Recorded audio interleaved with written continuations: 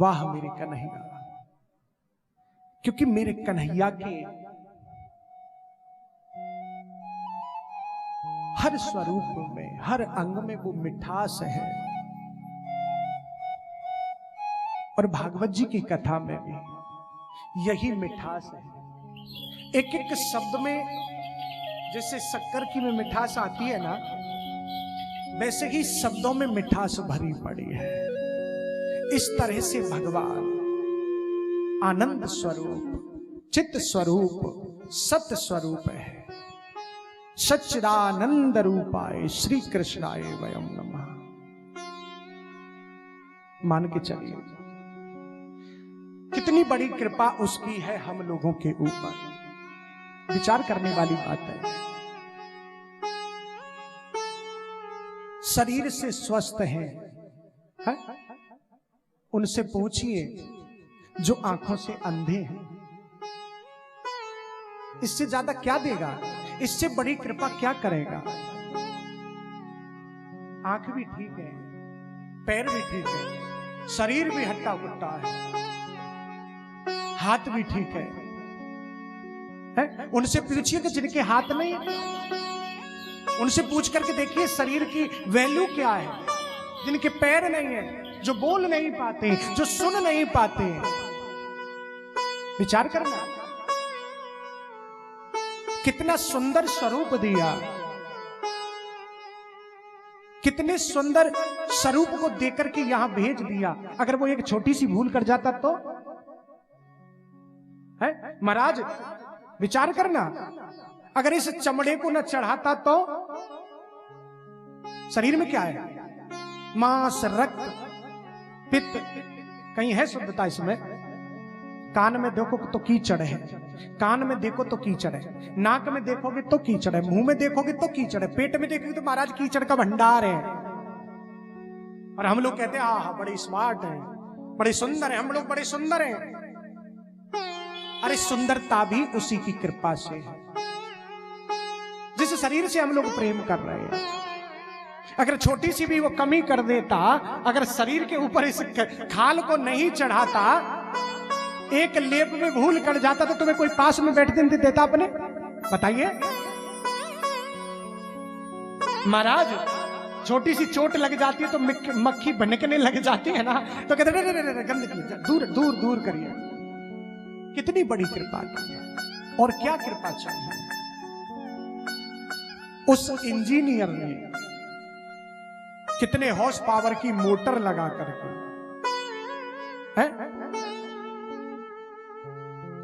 इस ढांचे को बना करके तैयार किया। कुछ लोग कहते कि ईश्वर कौन है, भगवान कौन है? तो एक प्रेमी ने कहा कि इस दृश्य जगत को देख करके तुम ही बताओ जो प्रश्न करते हैं। लोग उन्हीं से पूछ लेते हैं वो तो भगवान कौन है, ईश्वर कौन है, आखिर हम जो कर रहे हैं वो है। अरे उसकी कृपा के बिना ना एक कदम आगे नहीं रख सकता। जो सांस निकल करके गया, भरोसा नहीं है कि वो लौट करके आएगा या नहीं आएगा। एक पलक झपकने के बाद में पता नहीं कि दूसरी बार पलक झपकेंगे या नहीं। ये तो एक माटी का खिलौना है।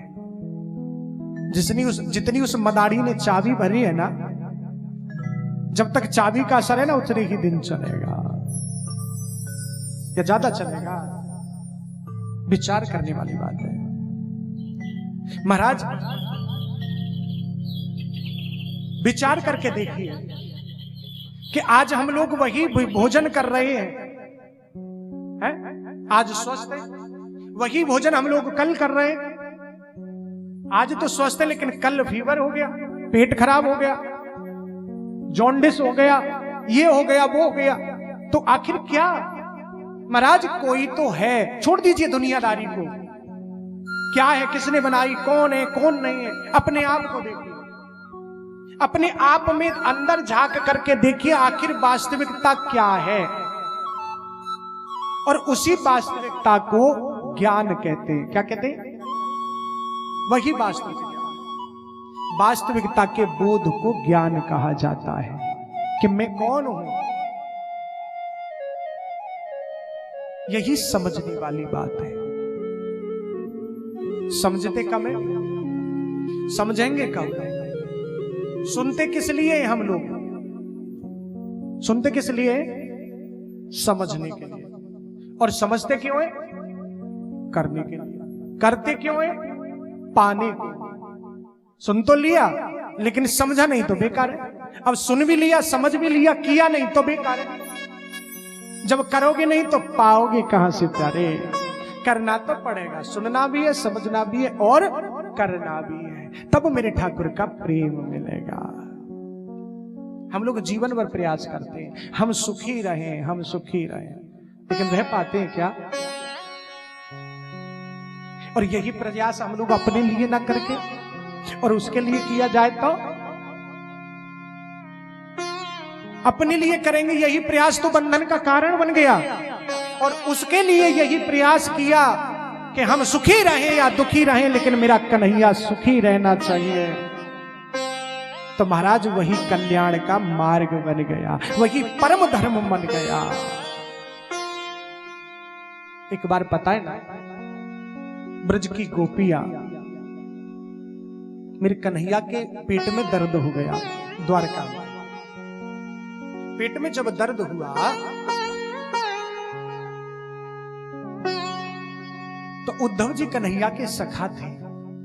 जितने भी द्वारका में डॉक्टर, सर्जन, जितने भी वैद्य थे, सबको बुला लिया, लेकिन दर्द ठीक नहीं हुआ। सब दवा घोट घोट करके, औषधियां घोट घोट के पिला रहे हैं, लेकिन कन्हैया का दर्द ठीक नहीं हो रहा।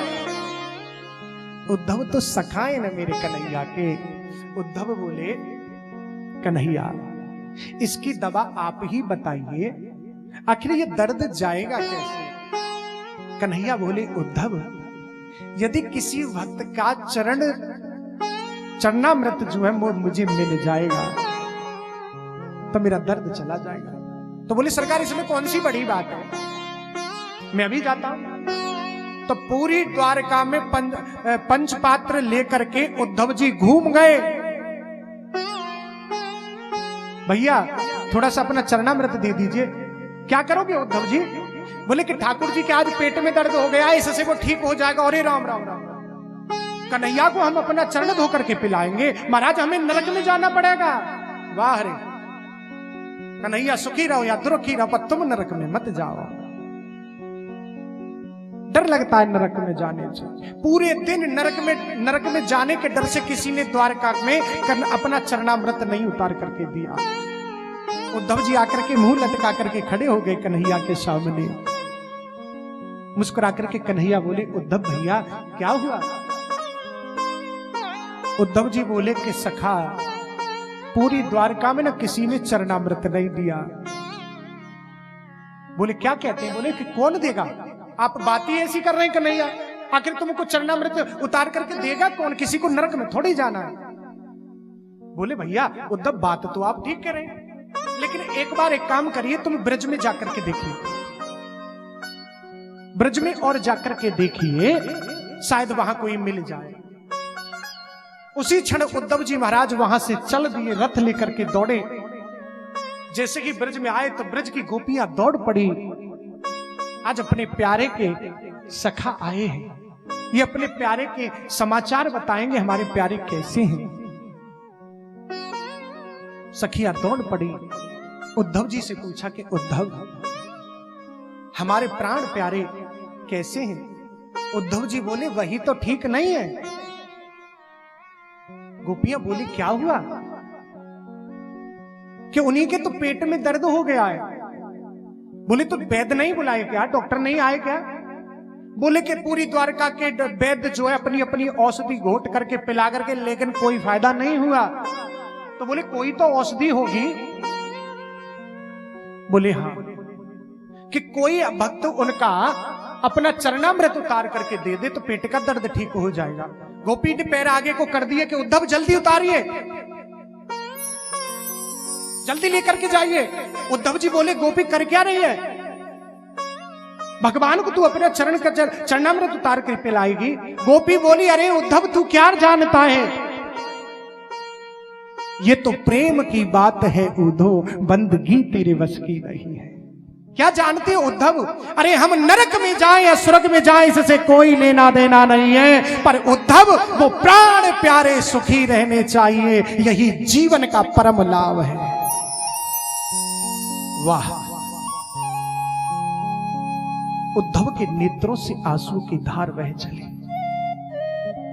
इसको वास्तविक प्रेम कहा जाता है।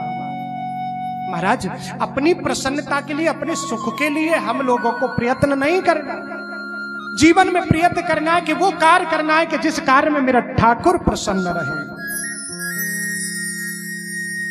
उसकी प्रसन्नता में ही हमारी प्रसन्नता है, उसकी सुंदरता में ही हमारी सुंदरता है, क्योंकि वो बिंब है, हम प्रतिबिंब हैं। महाराज, अगर उस बिंब को सजा दिया तो प्रतिबिंब अपने आप सज जाएगा। बिंब यदि प्रसन्न हो गया तो प्रतिबिंब अपने आप प्रसन्न हो जाता है। लेकिन हम लोग सिर हिला हिला करके कहते थे कि ठीक है कि भैया बात तो बड़ी सही कह रहे हैं, लेकिन जाने के बाद में सब भूल जाते। यदि सुन करके समझ लिया जाए और समझ करके कर लिया जाए तो उसको पाने में देर नहीं लगेगी। लग सकती है क्या? उसको पाने के लिए, उसके प्रेम को पाने के लिए एक क्षण ही काफी है। महाराज, वही इस संसार को चलाने वाला, इस शरीर को चलाने वाला है, या कोई और है?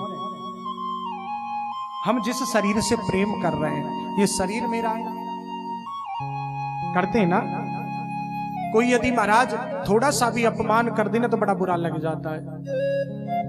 गाली दे तो महाराज बरस पड़ते हैं, थोड़ी सी भी खरोंच आ गई तो बड़ा दुख बनाते हैं। आखिर क्यों?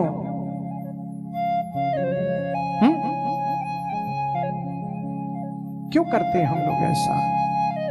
क्योंकि अपना मानते हैं। जब तो दुख होता है। जिसको अपना मानोगे उसके साथ कुछ हुआ तो दुख होगा, और जिसको अपना नहीं माना तो कुछ भी करो तो दुख, क्यों दुख होगा? शरीर को अपना मानते, संसार को अपना मानते, तो इसलिए तो दुख होता है ना।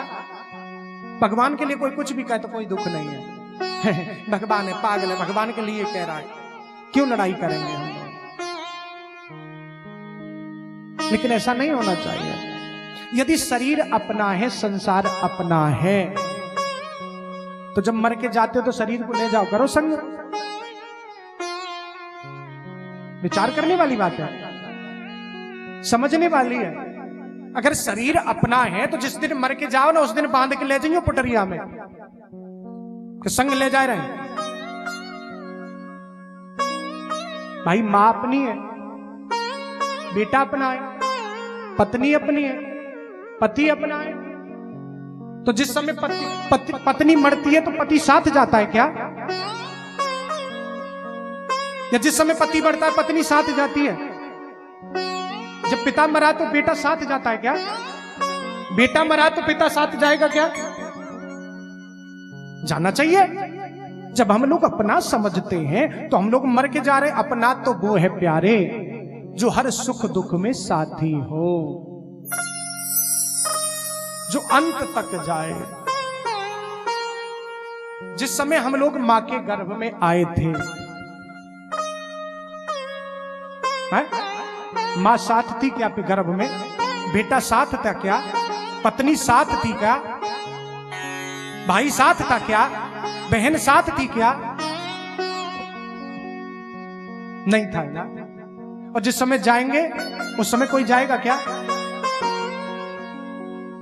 रात्रि में जब सोते हैं हम लोग, अगर छत का पंखा टूट करके गिर गया तो रोक पाएंगे क्या? क्यों? महाराज, जब आंख खुलती है और जब तक बंद होती है ये सारा खेल उतने ही क्षण का है। लेकिन मेरा ठाकुर उस दिन भी साथ था जिस दिन तू मां के गर्भ में था, और मेरा ठाकुर आज भी तेरे साथ है। और जिस दिन तू शरीर को छोड़ करके जाएगा उस दिन भी मेरा कन्हैया तेरे साथ जाएगा। तो उसको अपना कहा जाता है। जो साथ था, साथ है और साथ जाएगा, असली तो अपना वही है प्यारे, और उसी को भूल करके बैठे। ऐसा नहीं होना चाहिए। महाराज, इसी अपनेपन के लिए हम लोगों को प्रयास निरंतर करना चाहिए, और यही शिक्षा हमें भागवत जी से प्राप्त होती है। बोलिए वृंदावन बिहारी लाल की जय। जो सत स्वरूप है, चित्त स्वरूप है, जो आनंद स्वरूप है, विश्व की उत्पत्ति, पालन, संचालन एवं उपसंहार के निमित्त जो कारण है, जो कारणों के भी कारण है और उपादान कारण है, जो शरणागत के दैहिक, दैविक एवं उपसंहार और भौतिक तीनों तापों का जो विनाश करने वाले हैं, ऐसे भगवान के चरणों में मेरा कोटि कोटि प्रणाम है। बोली वृंदावन बिहारी लाल की जय। अब आगे इस श्लोक में भागवत जी के परम रसिक शिरोमणि बाबा श्री सुखदेव जी महाराज, जो परमहंसाचार्य है, क्योंकि भागवत तो परमहंसों की संहिता है कि नहीं है? इसको तो महाराज परमहंस ही संभाल सकता है।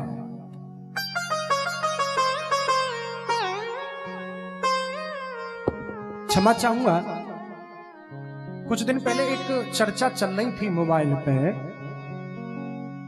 कि भागवत जी को प्रवक्ता जो हो वो शास्त्र की नीति के अनुसार होना चाहिए। देखना कितनी बड़ी बात है। हम लोग बोलते, लेकिन बोलने से पहले ये नहीं सोचते कि हम बोल क्या रहे हैं। भागवत परमहंसों की संहिता है, और इसके लिए इसका आचार्य तो परमहंस श्रोमणी, परमहंस होना चाहिए। श्रोमणी की तो छोड़ दीजिए बात, परमहंस तो हो। लेकिन देखिए, जो चर्चा कर रहा है ना शास्त्र की नीति का, उनको ये पता नहीं है कि क्या नीति बात हम लोग बोल रहे हैं, क्या करनी चाहिए क्या नहीं करनी चाहिए। ज्यादा नहीं बोलूंगा, समझदार के लिए इतना ही काफी हो जाता है। ये भी समझ ले कि परमहंसों की श्रोमणी, परमहंस श्रोमणी बाबा श्री सुखदेव जी महाराज इसके वक्ता हैं। लाखों कथा हो रही है। परीक्षित जी ने पहली कथा सुनी थी, दूसरी कथा सुनने का नंबर आया, एक कथा में ही भगवत धाम की प्राप्ति हुई। क्यों? क्योंकि उन जैसा श्रोता और वक्ता वहां कोई नहीं था। श्रोता लाखों बैठे हुए थे, अब श्रोता भी चाहिए परीक्षित जी जैसा, और वक्ता भी चाहिए सुखदेव बाबा जैसा। बनिए। लोग कहते कि ये नहीं होना चाहिए, वो नहीं होना चाहिए। महाराज, वो ऐसे श्रोमणी थे परमहंसाचार्य बाबा श्री सुखदेव जी महाराज, जिनको इतना भी भेद नहीं था कि नारी कौन है और पुरुष कौन है। बाकी सारे भेदों की तो बात छोड़ दीजिए।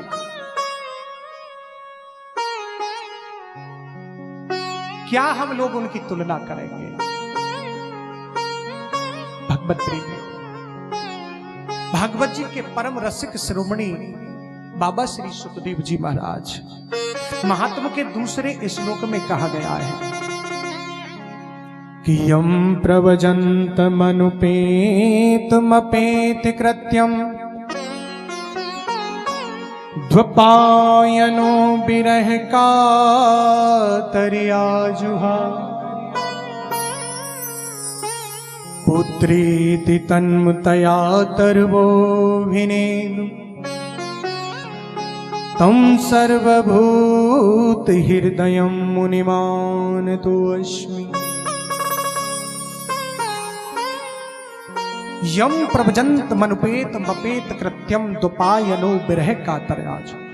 पुत्रेत तन्मतया तरवोभिनेदु तम सर्वभूत हृदम मुनिमान तोषु। वाह, श्री सुखदेव जी महाराज ऐसे परमहंस शिरोमणि जो जन्म लेते ही ऐसे ज्ञानवान वैराग्यवान प्रकट हुए कि मां के पेट से बाहर आते ही 12 वर्ष सुखदेव बाबा सब लोग जानते कि मां के गर्भ में रहे थे। देखिए वो श्रोता और वक्ता दोनों श्रेष्ठ हैं। क्यों कि 12 वर्ष जब सुखदेव बाबा गर्भ में रहे तो वेद मंत्रों के उच्चारण की ध्वनि अंदर से प्रकट होती थी।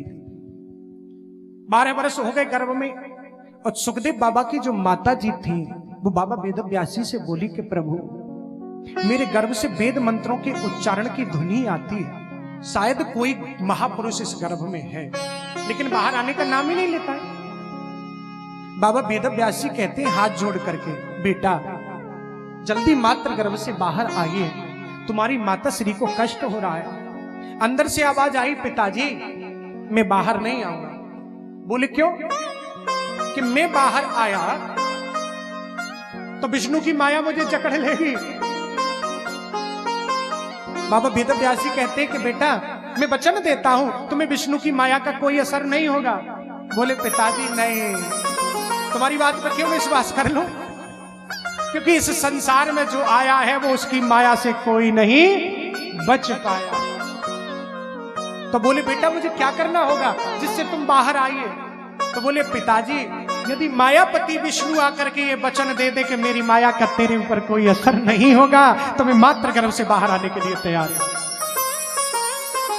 बाबा वेद व्यासी जो 24 अवतारों में से एक है, भगवान विष्णु के अवतार, उन्होंने भी भगवान का आह्वान किया, साक्षात प्रभु प्रकट हुए और बाबा सुखदेव जी की मात्र गर्भ में प्रवेश किए।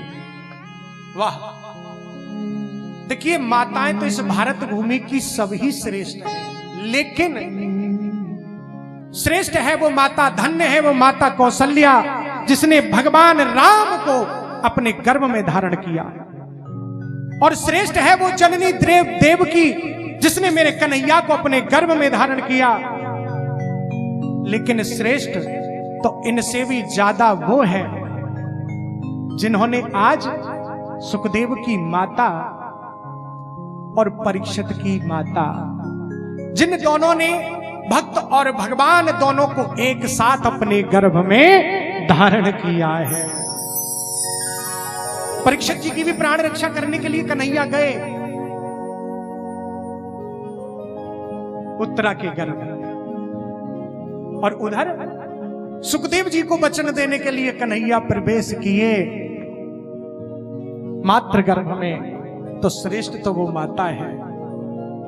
कन्हैया ने वचन दिया, भगवान कहते कि सुखदेव तुम्हारे ऊपर मेरी माया का कोई असर नहीं होगा, मैं मायापति विष्णु तुम्हें वचन देता हूं। एक क्षण नहीं लगाया, सुखदेव बाबा तुरंत बाहर मात्र गर्भ से आ। लेकिन जैसे ही जन्म हुआ, यम प्रवजंत मनुपेत मपेत कृत्यम द्वपायनो ब्रह कातर आजु, जन्म लेते ही सुखदेव बाबा और सीधे वन की ओर चल दिए। अब मान के चलिए 12 वर्ष से पुत्र मात्र गर्भ में था, 12 वर्ष के बाद में प्रथम पहला पुत्र हुआ, वो भी जन्म लेते ही वैराग्यवान होते ही वन की तरफ चला जाए तो पिता की क्या हालत होगी। पुत्रेत तन्मतया तरवोभिनेदुस, पुत्र वियोग में। इससे सुखदेव जी प्रकट होते ही जंगल का रास्ता पकड़ लिए और उनके पीछे ब्रह कातर हो करके इनके पिता वेद व्यासी ब्रह कातर आजुहाव पुत्रेत तन्मतया, जो बाबा वेद व्यासी श्रेष्ठ 24 अवतारों में से एक, वो पुत्र के लिए इतने तन्मय होकर के पीछे पीछे चल दिए। बेटा सुख रुकिए, बेटा सुख रुकिए, बेटा सुख रुकिए। लेकिन नहीं सामर्थ्य हुई कि सुखदेव को वापस कर ले। पुत्रेत तन्मतया तरवोभिनेदु, महाराज तम सर्वभूत हृदम मुनिमान। तो जैसे ही जंगल में पहुंचे तो हर वृक्ष की लता पता से आवाज आती है कि सुकोहम सुकोहम सुकोहम, मैं सुख हूं मैं सुख हूं, मैं सुख हूं। बाबा आप किसको अपना पुत्र कहते हैं? लेकिन बाबा सुखदेव ने पीछे मुड़ करके नहीं देखा, क्योंकि सुखदेव बाबा सर्वभूत हृदयम मुनिमान तो अस्मि, मुनियों में श्रेष्ठ परमहंस शिरोमणि आचार्य श्री बाबा सुखदेव जी महाराज पीछे लौट करके नहीं आए और सीधे वन की ओर चले गए। क्यों? क्योंकि वे नहीं जानते कि मेरा पिता कौन है, नहीं जानते कि मेरी माँ कौन है, नहीं जानते कि नारी कौन है, नहीं कोई जानते पुरुष कौन है। उनके तो मन में केवल एक ही भाव है कि सिया राम माया सब जग जानी, सिया राम माया सब जग जानी, सिया राम माया सब जग जानी, सिया राम माया सब जग जानी, करहूं प्रणाम जोर जोग पानी, करहूं प्रणाम जोर जोग पानी। ओ सिया राम माया सब जग जानी, सिया राम माया सब जग जानी, करहूं प्रणाम जोर जोग पानी, करहूं प्रणाम जोर जोग पानी। उनके मन में तो केवल एक ही भाव है कि सबके हृदय में मेरे ठाकुर सीताराम, मेरे ठाकुर राधे श्याम विराजमान है। उनको तो केवल वही दिखाई देते हैं। महाराज महाराज इनमें और उनमें कोई अंतर नहीं। यहां बाबा श्री सुखदेव जी महाराज को पंडित की उपाधि दी गई है? पंडित को ज्ञानी की परिभाषा दी जाती है। पंडित कौन है? पंडित किसे कहते हैं? आत्मवत सर्वभूतेषु यह पश्यति सह पंडित, आत्मवत सर्वभूतेषु यह है पश्यति सह पंडित, कि जो अपनी आत्मा के समान सबको समझे वही पंडित कहलाने का अधिकारी। महाराज वही ज्ञानी है। हमारे जैसे लोगों के लिए केवल ये बात वाणी में उलझ करके रह जाती है, लेकिन श्री सुखदेव जी महाराज ने इसको व्यवहारिक रूप से उन्होंने करके दिखाया। हम लोग तो सुनते तो बड़े सिर हिला करके हैं, हाँ महाराज बात तो बड़ी कायदा की गई है, बात तो बड़ी सही है। जब करने का नाम आता है ना तो पैर अपने आप पीछे को चलने लग जाते हैं, आगे की वजह। लेकिन देखिए विज्ञान किसको कहते हैं? इसी को विज्ञान कहा जाता है कि ज्ञान को व्यवहारिक रूप में उतार लेना ही विज्ञान है। ज्ञान किसे कहते हैं? विज्ञान। जो ज्ञान को व्यवहारिक रूप में उतार लिया वही विज्ञानी है, और ज्ञान को व्यवहारिक रूप में उतार लेना ही विज्ञान। महाराज हर वृक्ष से एक ही आवाज आती है, सुकोहम सुकोहम। ऐसे सर्वभूतात्मा श्री सुखदेव जी महाराज को मेरा कोटि कोटि प्रणाम है। बोलिए बाबा श्री सुखदेव जी महाराज की जय। अब आगे वर्णन करते हैं, चलते हैं हम लोग नैमिषारण्य क्षेत्र की उस पावन भूमि में जहां पर 88,000 ऋषि विराजमान हैं। सूत जी महाराज का पूजन करके उन 88,000 ऋषियों ने उस मंडली के अध्यक्ष हैं, प्रधान अध्यक्ष, जिनका नाम है शौनक जी महाराज। तो जैसे ही सूत जी महाराज ने प्रवेश किया तो सूत जी महाराज का विधिवत पूजन करके उन्होंने व्यास मंच पर आसन किया। ये 88,000 ऋषि प्रयाग जी में विराजमान थे, मां गंगा के पावन पुलिन तट पर। तो वहां शोर शराबा ज्यादा था, इसलिए वे लोग वहां से उठकर के नैमिषारण्य क्षेत्र में पहुंच गए। और नैमिषारण्य क्षेत्र जो है वो लखनऊ के पास में पड़ता है। सोनक जी के साथ 88,000 ऋषि वहां पर विराजमान हैं। भगवत प्रेमियों, संख्या तो इनकी 88,000 है,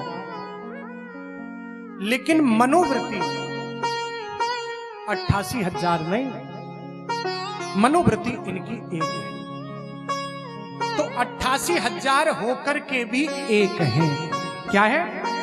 संख्या तो 88,000 है, लेकिन मनोवृत्ति एक होने के कारण एक ही है। महाराज कहते ना कि इनके शांत एकांत भाव में कोई भी अंतर नहीं पड़ता, चाहे एक हो या 88,000 हो या 88 लाख हो। वृंदावन के भक्त रसिक श्री बड़े ही ऊंचे अनुभवी संत थे। उन्होंने कहा है कि इष्ट मिले और मन मिले, मिले भजन रस रीत, मिलिए तहां निशंक हवे, कीजे 300 प्रीत। कि महाराज जिनका इष्ट एक है, जिनका मन मिलता हो, जिनका इष्ट मिलता हो, जिनके भजन करने की रीति मिलती, मिलिए तहां निशंक हवे, की जो 300 प्रीत। वो महाराज 300 क्या 3 लाख भी होना तो भी वो एक ही है। उनके शांति एकांत भाव में कोई प्रभाव नहीं पड़ सकता। संख्या चाहे जितनी भी हो, मन मिल रहा हो, इष्ट मिल रहा हो, जिनकी रस रीति मिल रही हो, भजन की पद्धति मिल रही हो, तो संख्या अधिक होने से भी कोई फर्क नहीं पड़ रहा है। आइए यहां सोनक जी महाराज सूत जी महाराज से एक जिज्ञासा करते हैं। महान विद्वान सोनक जी महाराज उम्र में भी काफी बड़े हैं सोनक सूत जी से, लेकिन मेरे कन्हैया के बड़े रसिक प्रेमी सोनक जी महाराज आज जिज्ञासा कर रहे हैं। देखिए, एक जिज्ञासा होती है और एक प्रश्न होता है। जिज्ञासा की जाती है जानने के लिए, और प्रश्न किसे कहते हैं? कि हमको पता है, ठीक है ना, हमको पता है, लेकिन हम लोग उससे पूछ रहे हैं सामने वाले से। क्यों? क्योंकि उसकी था लेने के लिए कि इसकी था कितनी है। अगर कुछ जानना है तो जिज्ञासा करनी चाहिए, और जानना नहीं है तो प्रश्न करना चाहिए। प्रश्न में एक परिहासक शब्द लग जाता है कि हम लोग जानते हुए भी पूछ रहे हैं, तो मतलब उसकी तौहीन कर रहे हैं हम लोग। कितना भी बड़ा कोई विद्वान हो, बेशक हम लोग जानते हैं, और कुछ ज्यादा जानने के लिए यदि हम लोग जिज्ञासा करते हैं तो महाराज कुछ मिलता है। तो सोनक जी महाराज जिज्ञासा करते हैं, तो चलते हैं सोनक जी महाराज की जिज्ञासा की ओर। सोनक जी महाराज कैसे हैं? कथा अमृत रस स्वाद है, कुशल है सोन को ब्रवीत। कि कथा श्रवण करने में, कथा का रसा स्वादन करने में सोनक जी महाराज सोन को ब्रवीत है। कथा अमृत रस स्वाद है, परम कुशल श्री सोनक जी महाराज वे जिज्ञासा कर रहे हैं कि कथा रूपी अमृत का स्वादन करने में सब कुशल नहीं हो पाते। महाराज,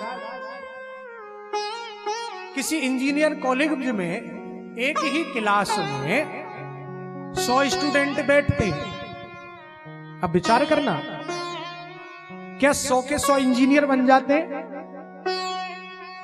100 के 100 डॉक्टर बन जाते हैं? भाई कोई बिरला ही डॉक्टर और इंजीनियर बनेगा। जो पात्र है, जिसके अंदर पात्रता है, उसको ये प्रसाद मिलेगा, चाहे कोई कैसा भी हो।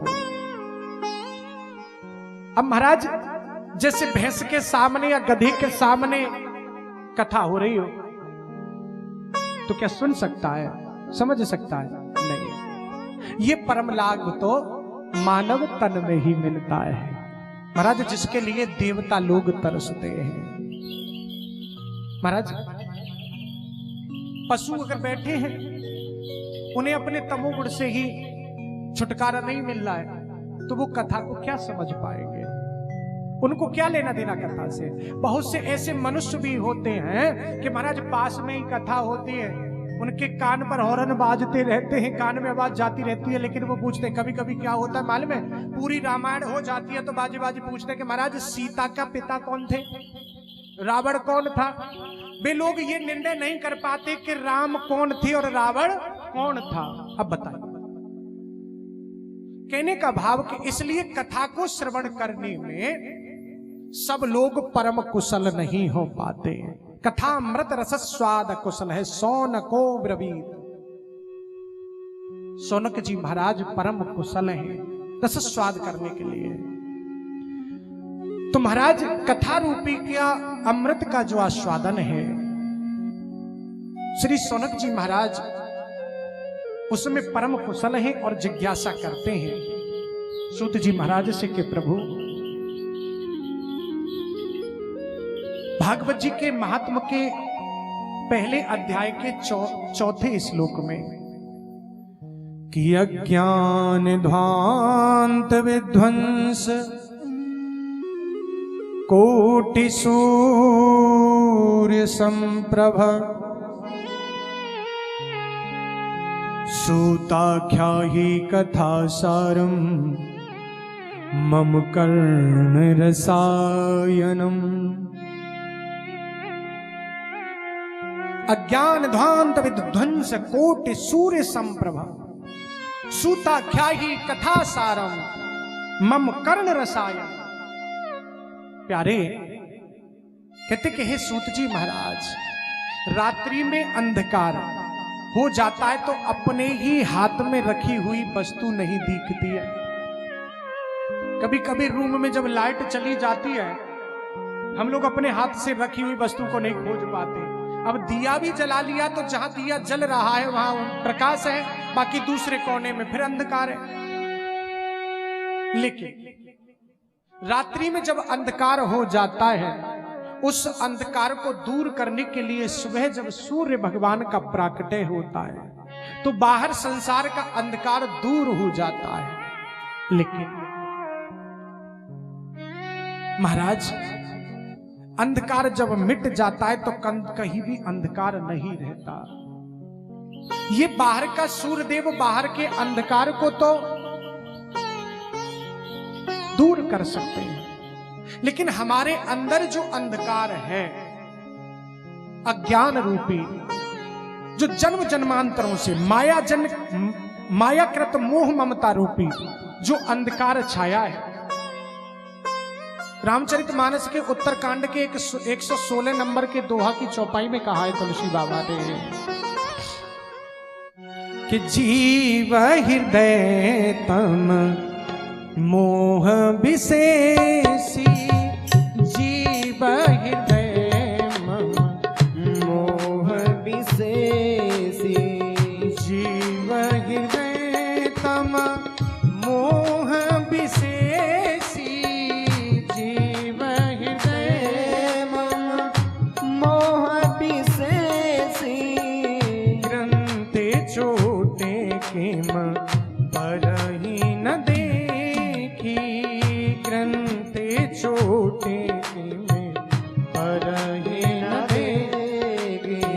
श्री राम जय राम जय जय राम, श्री राम जय राम जय जय राम, श्री राम जय राम जय जय राम, श्री राम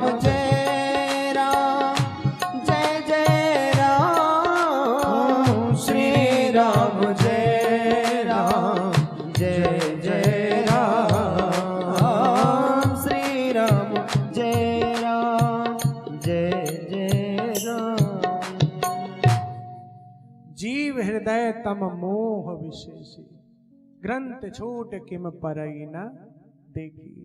उस मायाजन अंधकार का निवारण सूर्य नारायण नहीं कर सकते। सूर्य नारायण के प्रकाश से अंतकरण का जो अंधकार है वो मोह नहीं जाता।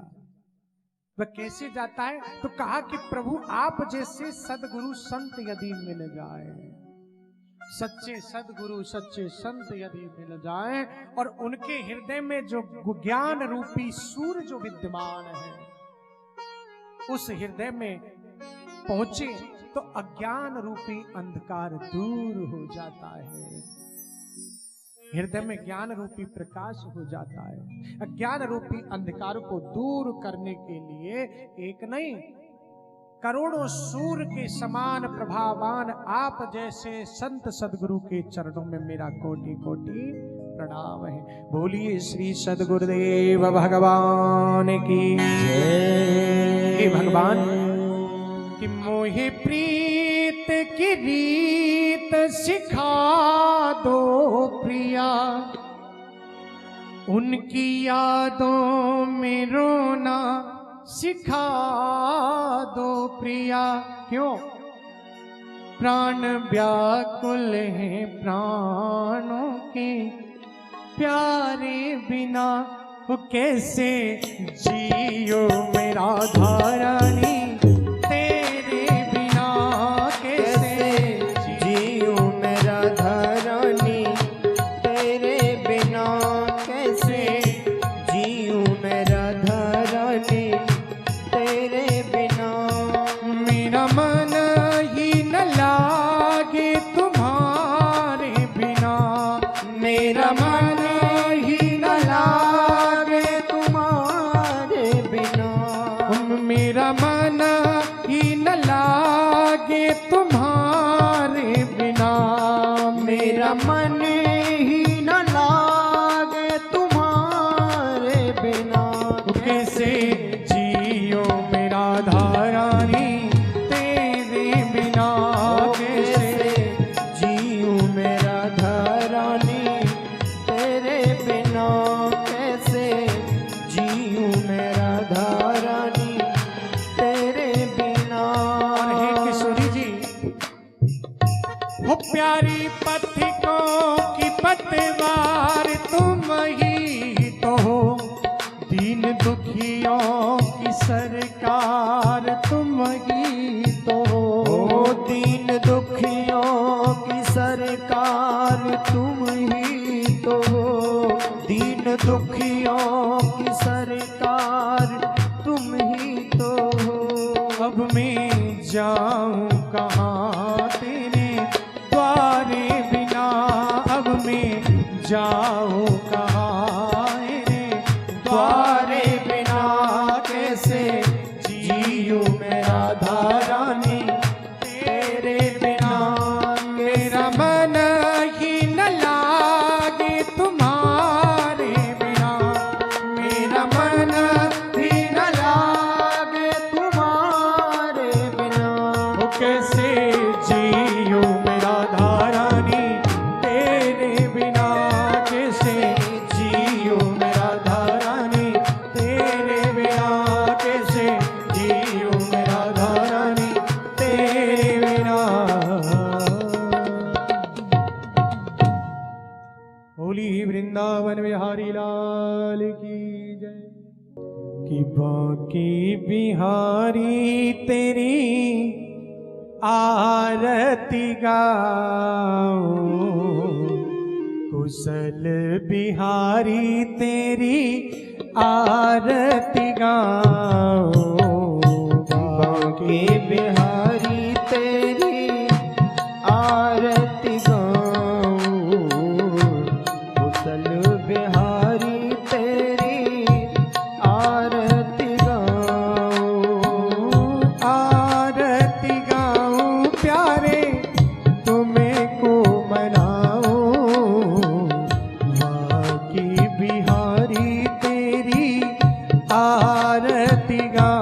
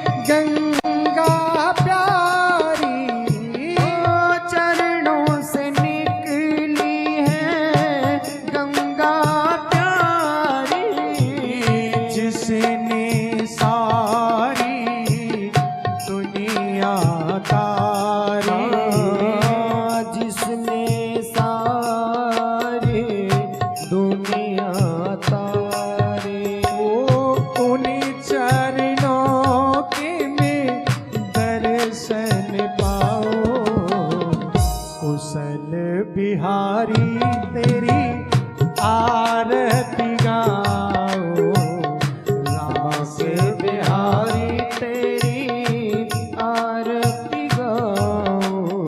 ओ व्यासी अनाथी के नाथी आपी हो, व्यास अनाथ के नाथ आप हो।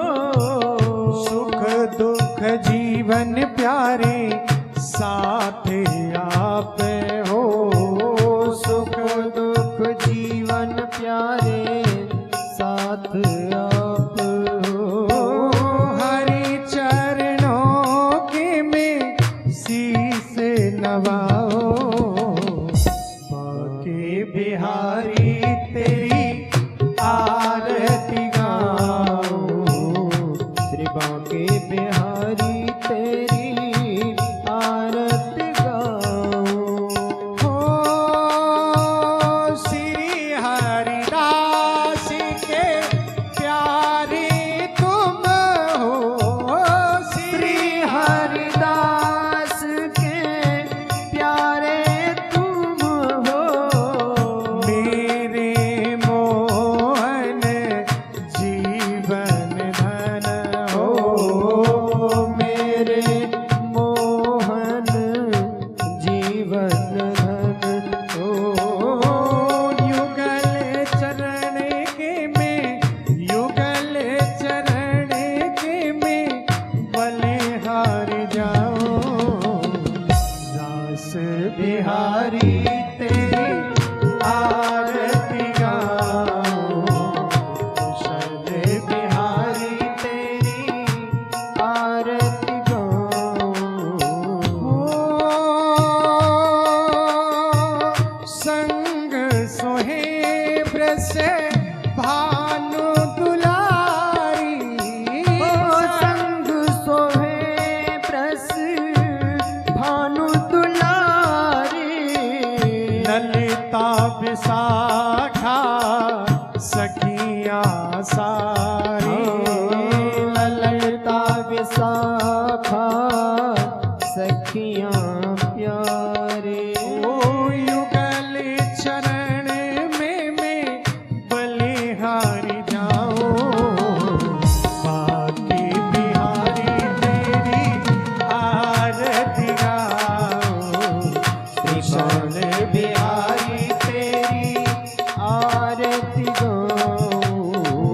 आरती गाऊं प्यारे तुम्हें को मनाओ, बाकी बिहारी तेरी आरती गाओ, कुशल बिहारी तेरी आरती गाओ।